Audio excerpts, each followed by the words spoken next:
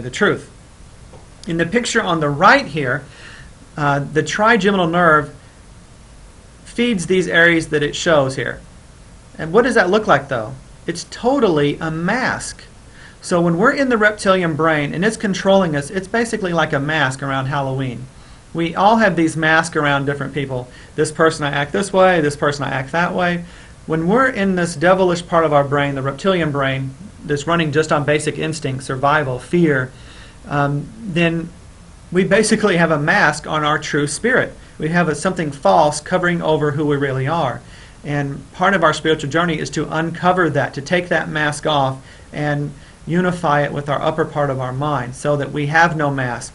There is no falsity that we give to the world, and we begin to see ourselves in the world as truth. And the more people do that, then we're all seeing each other. When people meet, we tend to meet each other's mask. We tend to meet each other's programming, each other's collected negativity. We never really see or meet another person completely.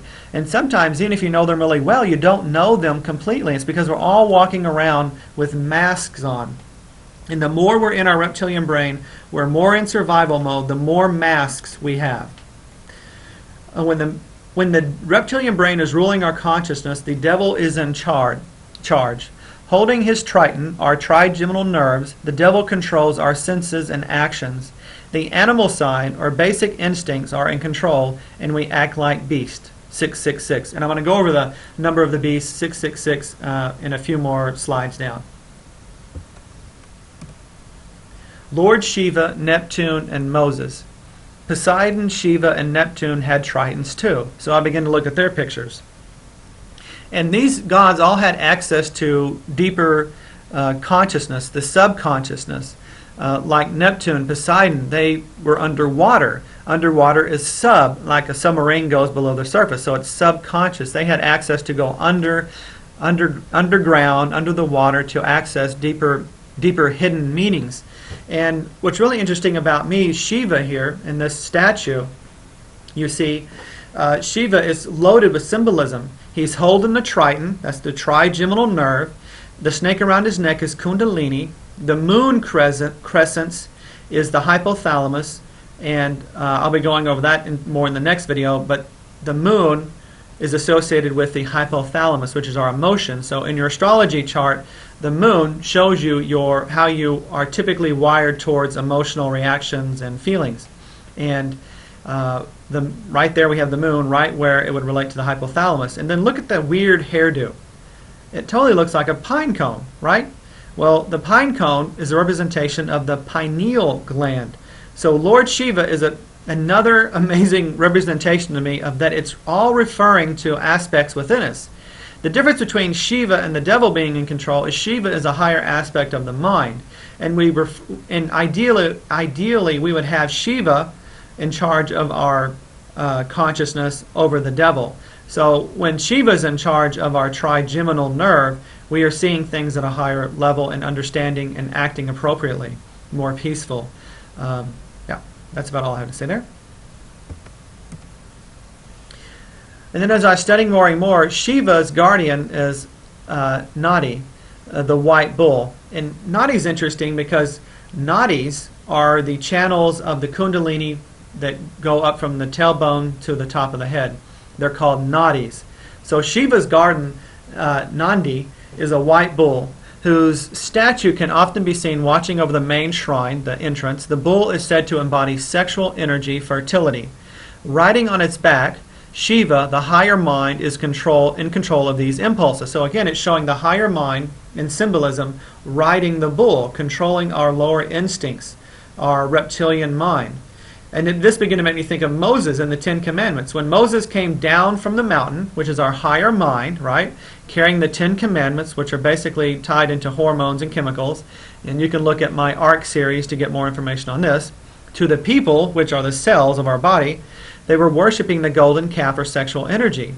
So Moses came down and was enraged because everybody was focusing on the lower aspects. And it's not like sexuality is bad. It's what we do with our sexual energy in perverse ways that causes a problem. Our sexual energy, our creative energy, needs to be balanced with our higher consciousness, our higher aspects.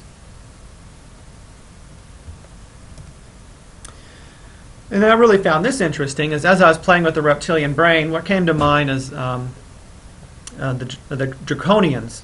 And I've heard this for quite a while in the metaphysical circles. There's Palladians, there's all these alien type races out there. And the baddies out there are termed the Dracs. And they're supposed to be coming from the Draconian or the Draco constellation. This is the constellation of Draco here. Here it is represented with a snake with an egg in its mouth. And it's a serpentine energy, almost like a serpent dragon. And it holds a star, which is the Thuban, within its body. So here we have another representation, another fractal holographic embedding message relating to the lower brain stem, the pons, and the reptilian brain. So these Dracs supposedly have enslaved us in secret, and they feed off of our fears. And they're basically reptilian. I kind of found this picture here of a reptilian winged kind of guy, but these reptilian creatures are supposed to secretly be controlling us. And the reason I'm mentioning this here, because I'm not saying I believe it in either way, but to me it's just another reflection in the collective of what's going on inside of us. Remember, I'm coming from the perspective that all the stories out in reality are really trying to tell us a story of what's going on inside of us. So the Dracs are just another reflection in the collective saying we need to escape the control of our lower mind. It doesn't matter if it's a Drac, ourselves, or the controlling government. We will never be free until we transcend our own reptilian brains, until we balance it with our upper consciousness. And we will never do that looking out at the world trying to change the world. We have to first transform ourselves, then that transformation inside will be reflected out in reality. So what we see in the world is reflected from inside of us, individually and collectively. So we can try to fight the Dracs, fight the government, do this, do that, outwardly. That will never happen, because it's like if you cut the head of it's like Hydrus, going back to the whole snake thing, dragon thing. You cut one head off, two more grow. So you can try to change the world by forcing it outside, but it will always come back around until we change that within ourselves. You know, we have to be the change we want to see in the world, and that is so, so literal. So don't get caught up in what is happening outside of you. It is all a reflection to get you to do the work that needs to be done inside of each of one of us. And that's one of the main purposes I'm sharing this with you is, we could spend our whole lifetime or lifetimes trying to get what everything means. I'm trying to give exactly what I see everything means in these videos. So you don't have to quit. You can quit doing all the searching and just start doing the work that needs to be done. We get so caught up in being distracted in studying and not doing the actual things we need to do. We are being asked to stretch and reach beyond our current limiting beliefs, perceptions, and lower minds, our lower consciousness. That's what we're being asked to do at this time, especially this time period. Everybody's starting to wake up on the planet. There's lots of information coming out. More and more people that used to be closed-minded or open-minded is just growing and growing and growing. And it makes me excited to see what's going on, this time and change that we're in. And we can speed that up by just doing the work, not focusing and reading all this stuff. I don't know how many books I've read. It gets to a point where you read a book and it's just re-summarizing things you've read before in different ways. When you know the basic information, you know that you are a spiritual being and that you are here to balance yourself on all levels and to balance your higher consciousness with your lower consciousness and rise above that and embody your true spiritual being, then you just start doing that. You don't have to keep reading books. It's about getting down to doing the work now. Moses and Kundalini. When the Lord told him, this is Moses, make a replica of a poison snake and attach it to a pole. All who are bitten will live if they simply look at it. Now, I found this really interesting, and why I'm putting this here is, I've got to give you a little background here. So, Moses had the Israelites, and that's interesting, Israelites, Ra, the sun god again. Moses had gotten the Israelites from the Pharaoh, and now they're wandering out around in the desert, and the people started to turn away from God. And so he sent a curse upon them that these snakes would come around, and poisonous snakes would come around and bite them. And then the God who set up this punishment then told Moses to make a staff with a snake. It's called a brazen serpent for the people to look upon, basically bow to, is what that means. And they would be, their poison would be lifted and they would live. And to me, that is extremely interesting that that Moses would use the image of a snake instead of something like a lamb or something more positive. In this picture down here on the right, the Pope is visiting Mount Nebo, the place where Moses got to see the Promised Land. Here's the Pope, and here's this statue, right? You've got this, looks like a cross, but without the top, and you got the serpent coming up. This to me looks like the medical staff, which is right here to the left. You've got the two snakes intertwined, and you have wings on top. And I think that's no accident either, because these are just, again, everything's a representation of what's inside. And this represents your chakra system, your Kundalini, that twist up and down the spinal cord, or the Shushuman is what this center channel is called. And these wings are actually the corpus callosum. It's the nerve fibers that stretch from the left and right brain. This is just another symbolism. The chakra system, the nervous system, the Kundalini, and then when you're fully awakened and you're fully into your higher mind, your left and right brain are one. This is the corpus callosum. These wings are literally meaning the corpus callosum. And here you have that wing representation too. And we'll be going into Kundalini in more in depth in my next video series called Ra Ra Sis Boom Ba. The beast. The serpent Kundalini energy is not evil in of itself. It is only when we as individuals or collectives operate from our lower instinctual minds only, meaning we lack higher reasoning and perception. The goal of all humans is to continually grow into powerful, awake, aware beings.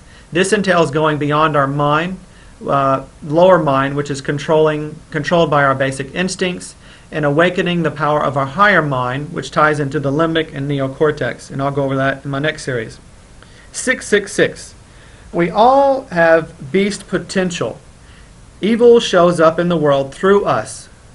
And I want to really make this emphasis on this. It's from the inside out, not the outside in. Evil comes from inside of each one of us, not from the outside in. The third eye area is referred to as the sixth chakra. And we actually have three eyes.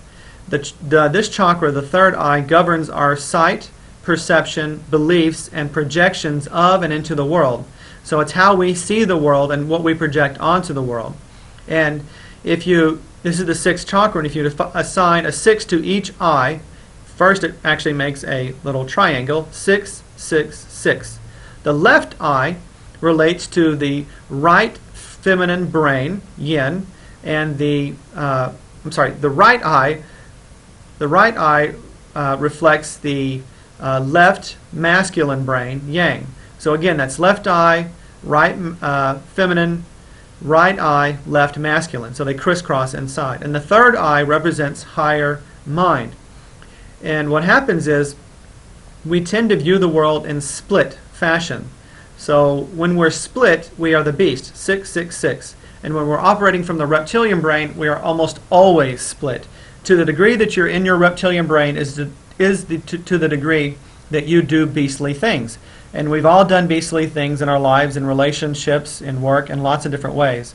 And we are to transcend that. So I'm just going to go into a little bit of numerology here. If you give each eye a 6, you get 666. When we view the world through the split, dualistic, polarized mind, we see things as separate from us, which can lead to harming one another. So when we see things as separate, that allows us to harm something. If we see it more as a connection to us, it's harder to harm it, right? When the mind is completely balanced, the three eyes are unified. So bringing in the concepts of numerology, if you add 6 plus 6 plus 6, it equals 18. In numerology, all numbers are added to a single digit. So now the 1 and the 8 are added, which gives you a 9. 9 is the number of completion and is a 6, which is a head facing down. See the head down in the ground, and turned upright with the head facing up. 9 is turning that entire energy back up, bringing in the higher aspects of spirituality, connection to God. So we go from 666 with a split mind, operating from our lower mind. When we all complete that and balance our higher mind with our lower mind, we become 9s. And that 9 is the number of completion. And once that happens, it opens up the crown chakra completely, and we have complete, continual we've actually regained, because I think we're going back to that, we've regained a constant, continual connection to God. And it's like continually praying. It's always happening because it's just natural. And right now we're split from that. We're split from the concept of God. So we see God as separate. So in religions, we even tell stories of that. God expelled us from him, or her, mostly him, from that dualistic perception. They only see God as man. God has kicked us out, and we have to beg and plead and follow God's rules to get back in with God. The real concept of that is that we never left God. We are internal divisions. We are inside of God. And there's no need to grovel to get back in. We just have to change our perceptions to see that we are connected. It's just about remembering, remembering, which remembering means putting back together. It's putting yourself back together in connection with God. We've disconnected, and now we're rejoining, going back together. Well, that's it pretty much in a nutshell. Some of that I flew through pretty quickly, but hopefully that gave you quite a bit of information to think about, chew on, and if you haven't watched my ARK series, the ARK of Truth or Deception, I highly recommend that you watch that because it will help you even understand this one more. Again, my next series is going to be Ra Sispum Ba, and that Ra is about the Eye of Horus, the sun god, which is in your head, yes. So we're going to be going over that next time, and hope you've enjoyed this, and feel free to email me or give me any comments. Namaste.